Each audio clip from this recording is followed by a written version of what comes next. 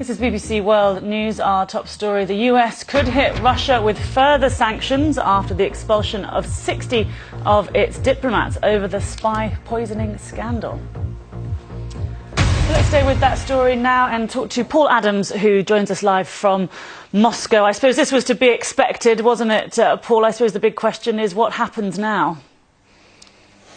Yes, I think everyone assumed from the beginning of the week when we saw that mass expulsion of Russian diplomats that the Russians would indeed respond in kind. They said so at the time, and they've been saying so ever since. So I think the move that we heard about last night, the expulsion of the Americans, is merely the beginning of what is likely to be quite a complex set of instructions, with a number of ambassadors called in to the foreign ministry here in Moscow and told that their diplomats must pack their bags. So I think there's a process that could take some days, given the sheer number of countries involved. Do you get the sense that Russia is slightly surprised at how many countries have taken action? 20 so far.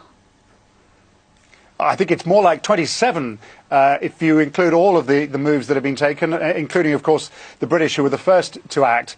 Yes, I think that was the intention, to show an almost unprecedented level of solidarity among European and other countries in response to not just the events in Salisbury, the alleged poisoning of Sergei Skripal and his daughter Yulia, but also to what the British Prime Minister Theresa May describes as a pattern of Russian behaviour, including its behaviour in Crimea, in eastern Ukraine, in Syria, the cyber attacks and so forth. So that was the intention, and I think the reaction here in Moscow was indeed one of surprise, and also, of course, of anger and defiance, which is why we're seeing Russia determined to respond in kind. And a lot of people are using the words Cold War to describe the deterioration in relations. Is that over the top, do you think, or are people right to be particularly concerned?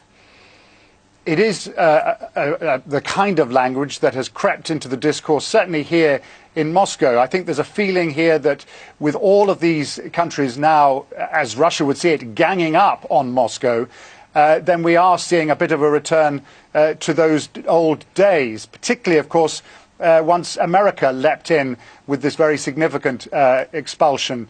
And before that, this had really been seen as a kind of almost a bilateral affair between the United Kingdom and Russia, and of course now it is anything but that. And so yes, that kind of Cold War perception has crept back into this, though it has to be said no one here is talking in terms of escalating this any further, and so perhaps one should hesitate before assuming that that is indeed the world we're back in. OK, thanks very much. Paul Adams there, live for us in Moscow.